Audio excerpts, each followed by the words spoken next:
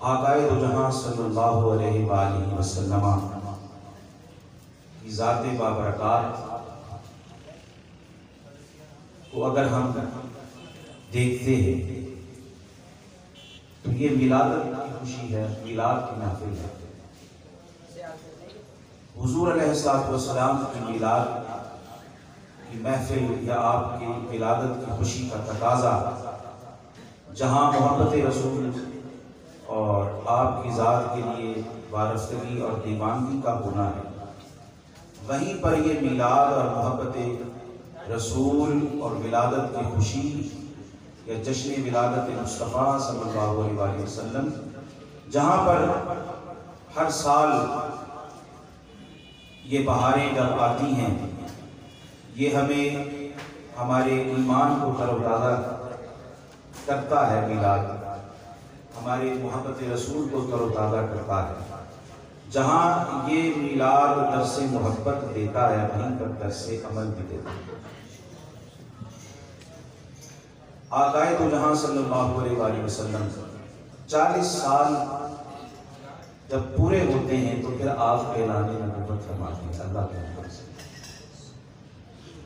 ہمارا تو ماننا یہ ہے کہ وہ آپ ازل سے نبی اور رسول تھے، اللہ نے آپ کو عظمتیں ازل سے عطا فرما دی، لیکن دنیا میں 40 سال تک آپ نے جو اعلان نبوت سے پہلے عرصہ گزارا، وہ بظاہر دنیا کی نظر کے اعتبار سے دیکھا جائے تو وہ اپنی ایک ذاتی حیثیت میں گزارا،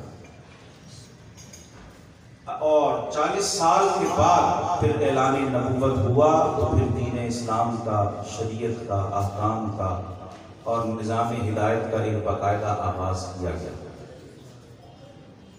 آپ نے حق کا پیغام پہنچایا باقاعدہ طریقے سے، جو جس مشن کے لیے اللہ نے آپ کو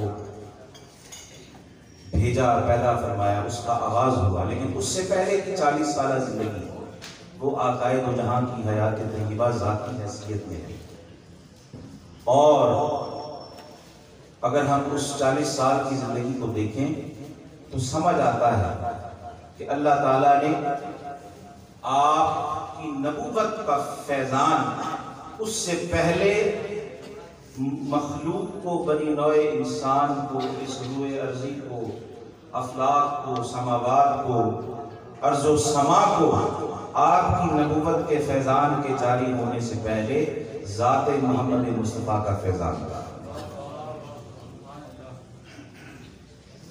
تو حضور جب تک 40 سال اعلان نبوت سے پہلے تک جس نے دیکھا، حضور اہل مکہ نے دیکھا، قریش مکہ نے دیکھا، آپ کی ذات پاک کو دیکھا، تو ذات سے جڑے۔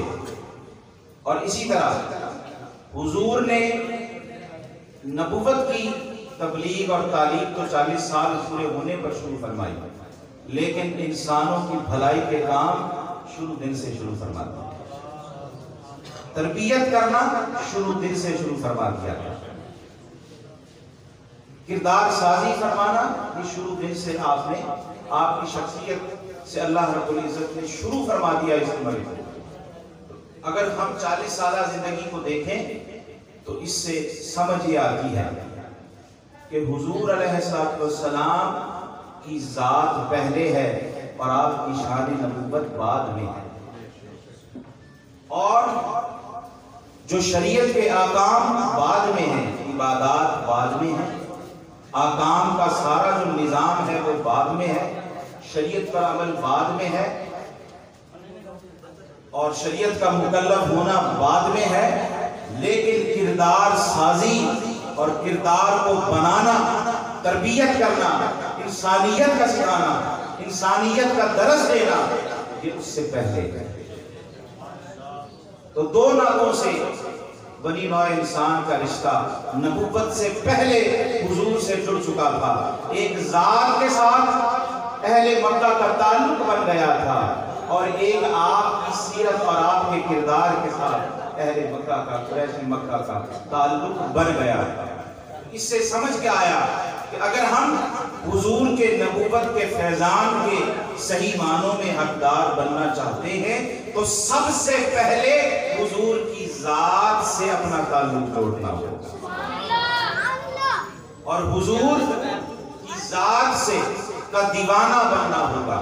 حضور کی ذات کو اپنی نگاہوں میں اپنے دلوں میں بٹھانا ہوگا. حضور کی ذات کے حسن و جمال کو اپنے دلوں میں سجانا ہوگا. اور عبادات بعد میں ہے، شریعت پر عمل بعد میں ہے، محبت رسول پہلے ہے، ذات رسول سے تعلق پہلے ہے.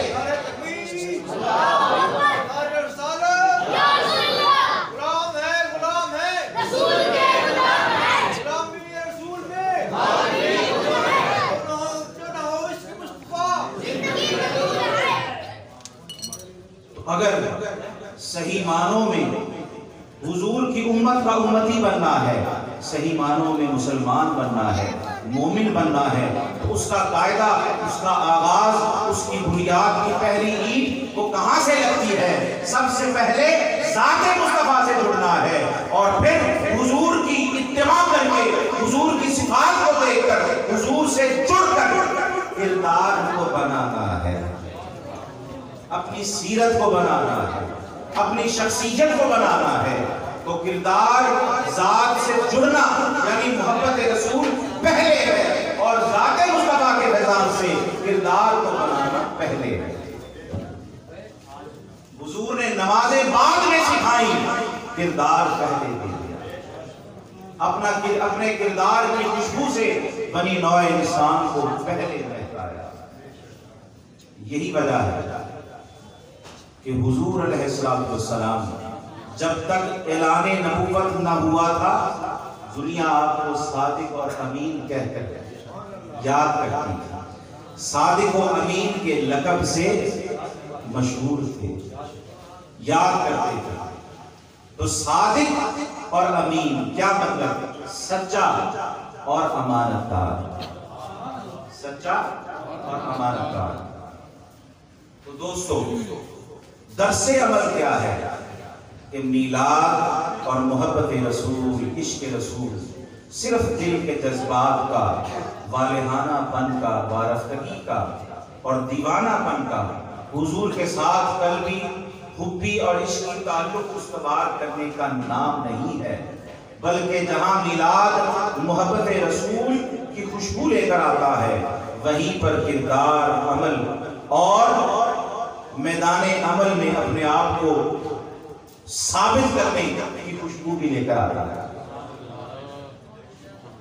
حضور علیہ السلام آپ نے نبوت کے اعلان کے بعد تو پھر احادیث کا سلسلہ، آپ کے فرامین کا سلسلہ شروع ہو گیا اور ہمیں ایک طرف ہمارے لیے قرآن رہنمائی ہے اور ایک طرف آپ کے ارشادات ہمارے لیے رہنمائی ہے.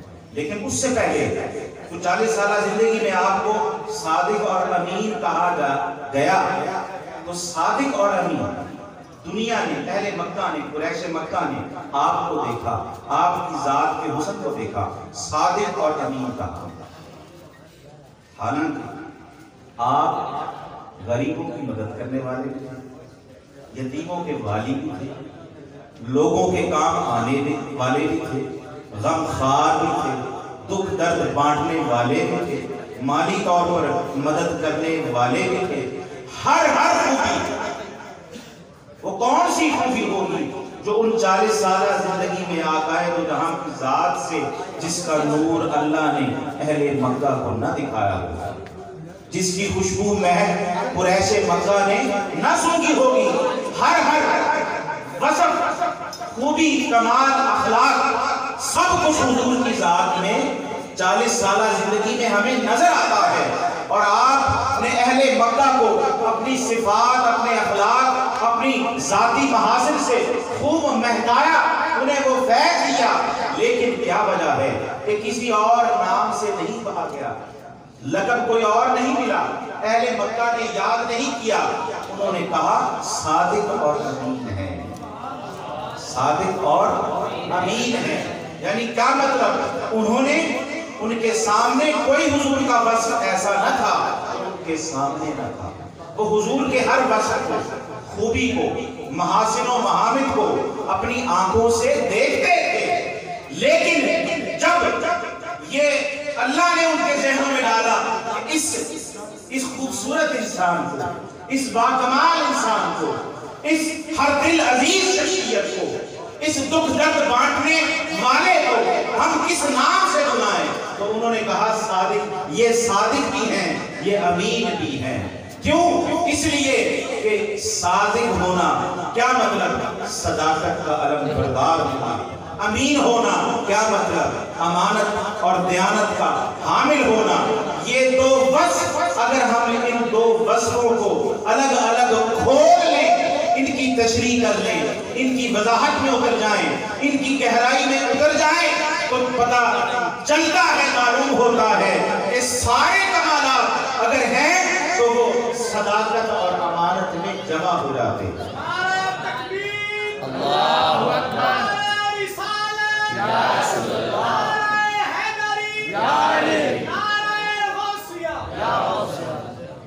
صادق تھے، سچے تھے، سچا کہا، صادق کہا۔ کیوں؟ سچے تھے تو غم بانٹتے تھے، سچے تھے تو لوگوں کے پاس جا کے ان کے دکھ درد میں شریک ہوتے تھے۔ ارے سچے تھے تو دوسروں کے درد کو اپنا درد سمجھتے تھے۔ امین تھے، امانت والے تھے، اس لیے کیوں؟ اپنے فرائض ادا کرتے رہے، کما حقہ ادا کرتے رہے، بلکہ حق سے بڑھ کے ادا کرتے رہے۔ اور جہاں حضور اس 40 سالہ زندگی میں امین تھے، فرائض ادا کرتے رہے، دوسروں کے کام آتے رہے، وہیں پر دوسروں کے حقوق کا خیال بھی کرتے رہے۔ تو جو حقوق اور فرائض کا خیال کرے، ایک سے لے کر آخر تک، اول سے لے کر آخر تک جو سارے حقوق و فرائض کا خیال رکھے، وہی تو امین ہوتا ہے۔ تو حضور کے تمام سراپا کو دیکھ کر اہل مکہ نے کہا یہ صادق و امین ہے، اور یہ ہمیں تعلیم بھی مل گئی، سبق بھی حاصل ہو گیا، اس 40 سالہ زندگی سے درس بھی حاصل ہو گیا کہ اگر بننا ہے، کچھ کرنا ہے صحیح معنوں میں، اخلاق کا، سیرت کا، کردار کا حسن، کمال اور جمال پیدا کرنا ہے تو کچھ اور نہ کرو، سچے بن جاؤ۔ سچا کون ہوتا ہے؟ سچا وہ ہوتا ہے جو زبان کا سچا نہیں، جو دل سے سچا۔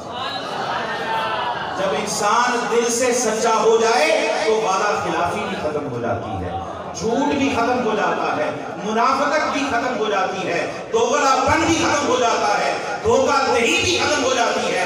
انسان اس لیے کیوں؟ انسان کا ہر عمل اس کے ارادے اور نیت سے شروع ہوتا ہے۔ جب نیت میں سچائی آ جائے گی تو برائی کہاں رہے گی؟ اور جب امانت دار بن جائے گا تو پھر جو اس کے ذمے ہوگا وہ پورا کرے گا۔ آقا جہاں صلی اللہ علیہ وسلم کا فرمان ہے کلکم راعٍ و کلکم مسئول عن رعیتہ، تم میں سے ہر ایک شخص جو ہے وہ ذمہ دار ہے، ہر شخص ذمہ دار ہے، اس کے ذمے ایک ذمہ ہے، رعیت ہے، خواہ وہ اساتذہ ہوں، والدین ہوں، جو بھی بڑا ہے، خواہ وہ ماں باپ ہیں، اساتذہ ہیں، بڑا بھائی ہے، کسی دفتر میں کام کرنے والا کوئی باس ہے، کوئی ماں باپ ہے، جو بھی ہے، جو اس کے نیچے آتے ہیں وہ سب اس کی رعیت ہے، اور یہی ذمہ داری ہوتی ہے، یہی امانت ہوتی ہے کہ انسان کے ذمے جو لگا ہے اس کا جو کچھ بھی اس کے ذمے ہے وہ پورا کر کے دے، اس کے حق میں جو فرائض ہیں وہ پورے کرے، اور جو حقوق ہیں ان کو بھی پورا کرے، یہ ہوتی ہے امانت۔ لہذا حضور کی ذات یوں ہی صرف دو جو صادق اور امین ہونا، حضور تو تمام کائنات کے کمالات حضور میں جمع ہیں، ہر کون سا کمال اور خوبی اور وصف ہے جو حضور کی ذات میں اللہ نے جمع نہیں فرما دیا، لیکن کیا وجہ ہے کہ اہل مکہ نے صادق و امین کہا؟ اس لیے کہ یہ دو وصف اگر جمع ہو جائیں کسی ذات میں تو پھر کوئی کمال، کوئی حسن، کوئی جمال، کوئی خوبی، کوئی وصف جو ہے وہ اس شخصیت، اس ذات سے باہر نہیں ہے۔ یہ دو وصف جمع ہو جائیں تو پھر سارے کے سارے کمالات جمع ہو جاتے ہیں۔ یہی وجہ ہے کہ جب حضور کی بارگاہ میں ایک صحابی حاضر ہوتے ہیں اور اپنے گناہوں کے حوالے سے ذکر کرتے ہیں، نصیحت کا مطالبہ کرتے ہیں، تو سرکار دو عالم صلی اللہ علیہ وسلم نے فرمایا صرف اور صرف ایک نصیحت ہے، سچ بولو، جھوٹ چھوڑ دو۔ اور پھر اسی حدیث کے ضمن میں آتا ہے، اس کی شرح کے ضمن میں، کہ پھر وہ صحابی جب گناہ کرنے لگے تو پھر ذہن میں خیال آیا کہ حضور کی بارگاہ میں جاؤں گا تو وہاں تو میں نہیں کہہ سکتا میں نے یہ برائی کی، یہ گناہ کیا، وہاں تو سچ بولنا پڑے گا، اور حضور نے فرمایا سچ بولو۔ لہذا وہ جو سچ بولنے کی تلقین اور ذمہ داری آقائے دو جہاں نے فرمائی، آیت کی اس سچا ہونے کے وصف نے گناہ سے بچا لیا، برائی سے بچا لیا، عیب سے بچا لیا۔ تو کیا مطلب کہ یہ دو وصف، صادق ہونا اور امین ہونا، ان دو وصفوں نے نہ صرف اپنی چھاؤں میں اپنے اندر سارے کمالات کو جمع کر لیا ہے، بلکہ اگر کوئی سچا بن جائے اور اپنے آپ اپنے ظاہر و باطن کو امانت و دیانت کا پیکر بنا لے تو وہ صرف اچھائیوں کا حامل نہیں ہوگا، وہ ہر قسم کی برائیوں سے بھی بچنے والا ہوگا۔ یہ حضور کی شخصیت اور سیرت سے ہمیں درس ملتا ہے، درس سے عمل، اصلاح کا درس، اپنے آپ کے اندر انقلاب پیدا کرنے کا درس۔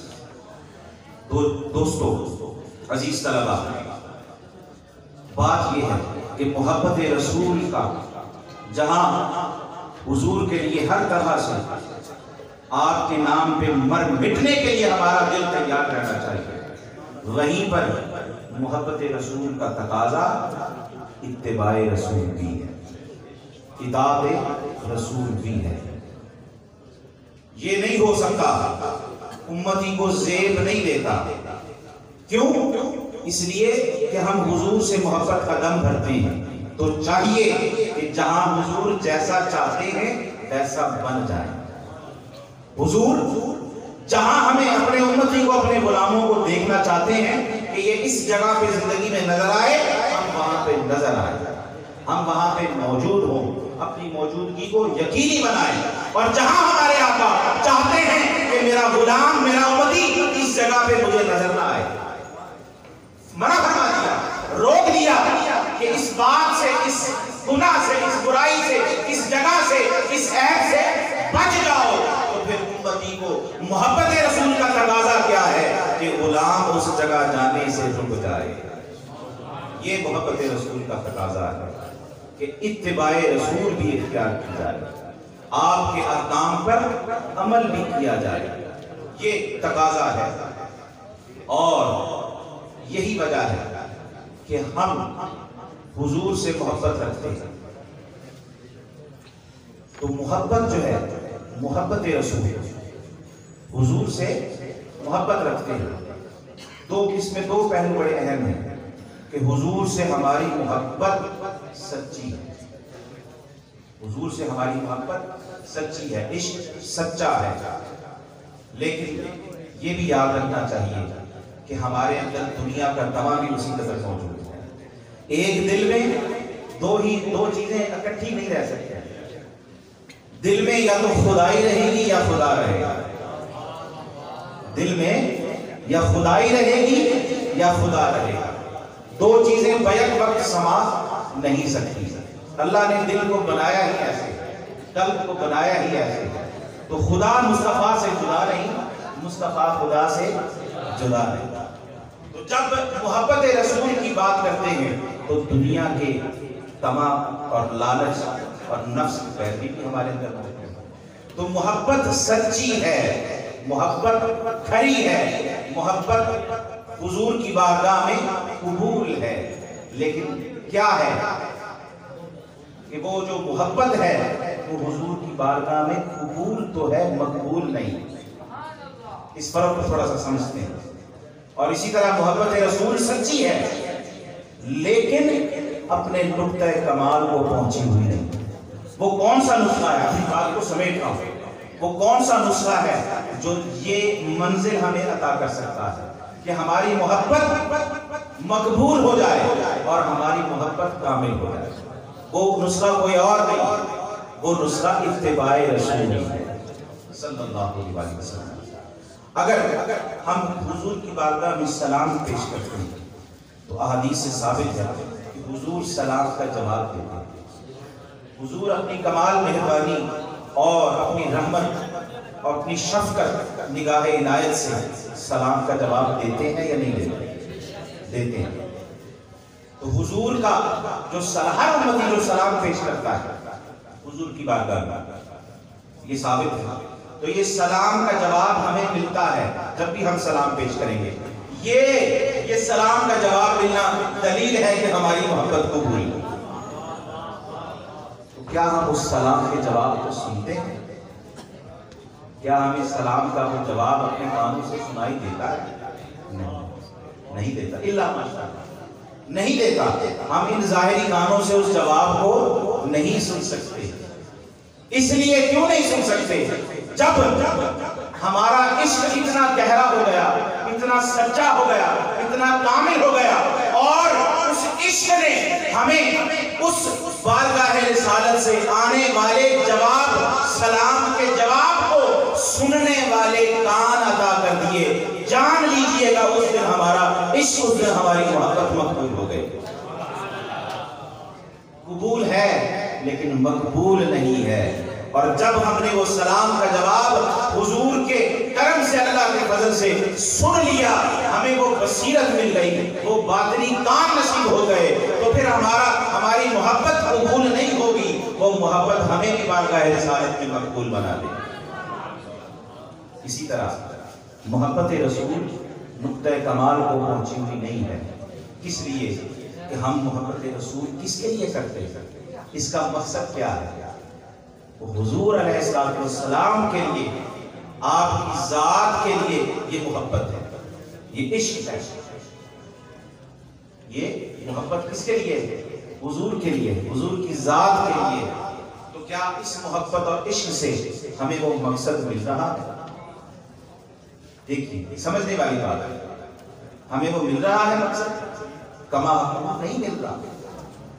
دیکھیے، محبت رسول قبول ہے تو یہی وجہ ہے کہ اس عشق اور محبت کے صدقے اللہ کی رحمت کی بارشیں ہم پر ہو رہی ہیں، ہمارے بگڑے کام بن رہے ہیں، ہمارے مسائل حل ہو رہے ہیں، مصیبتیں آفتیں ٹل رہی ہیں، ہمارے کاروبار اور ہمارے رزق میں برکت ہو رہی ہے۔ لیکن کیا محبت رسول ہم اس لیے ہے کہ ہم رزق میں برکت حاصل کریں، اپنا کاروبار بڑھا لیں، اپنے بگڑے کام سنوار لیں؟ کیا صرف اس لیے مقصد ہے محبت رسول کا؟ نہیں، محبت رسول قبول ہے، سچی ہے، کامل نہیں ہے۔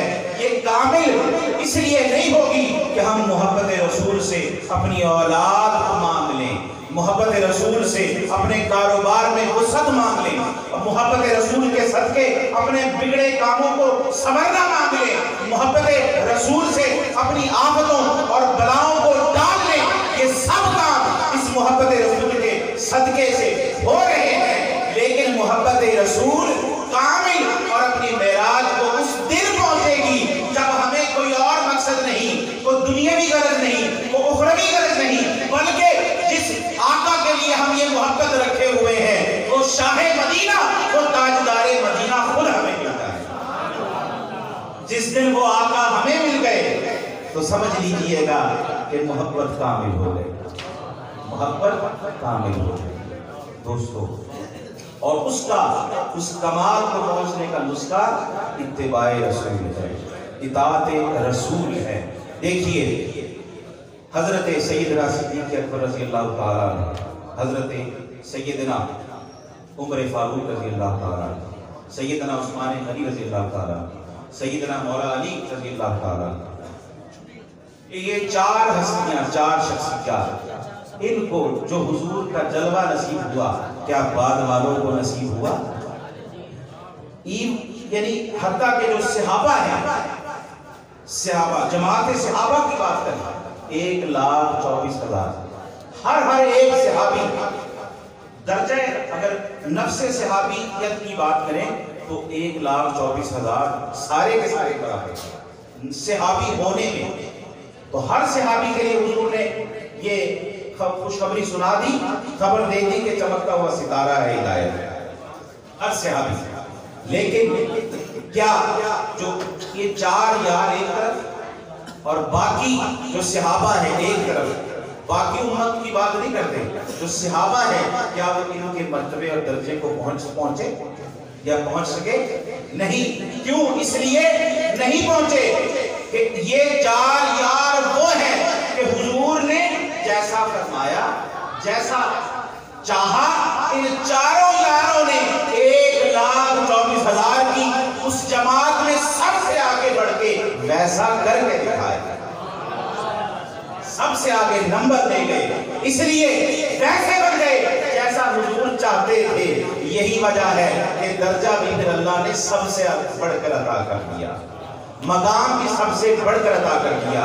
قرب مصطفیٰ کے جلوے بھی، دیدار مصطفیٰ کے جلوے بھی، اور نگاہ مصطفیٰ کی کرم نوازیاں بھی جو ان کو عطا ہو گئی وہ باقیوں کو نصیب نہیں ہو سکی. اس لیے کہ یہ نہ صرف بنے، نہ صرف مانے، بلکہ انہوں نے آقا کا بن کے دکھایا. اس لیے ایک دل میں 2 چیزیں جمع نہیں ہو سکتی. محبت رسول تبھی کامل ہوگی جب دنیا ہمارے دل سے نکل جائے گا، تمام ہمارے دل سے نکل جائے گا، ہر برائی ہمارے دل سے، اس کا عیب، اس کا نشان ہمارے دل سے نکل جائے گا. دیکھیے سیدنا صدیق اکبر رضی اللہ تعالیٰ عنہ، دیکھیے عشق تو ایک آگ ہے نا، اس دل میں جب وہ آگ بھڑکتی ہے تو پھر غیر کا نام و نشان نہیں بچتا، غیر کا نام و نشان نہیں بچتا. وہ عشق کا بھانگڑ جب مچتا ہے، اور وہ جب مچا تھا تو صدیق اکبر ساری دنیا حضور کے قدموں میں لے کر پیش ہو گئے.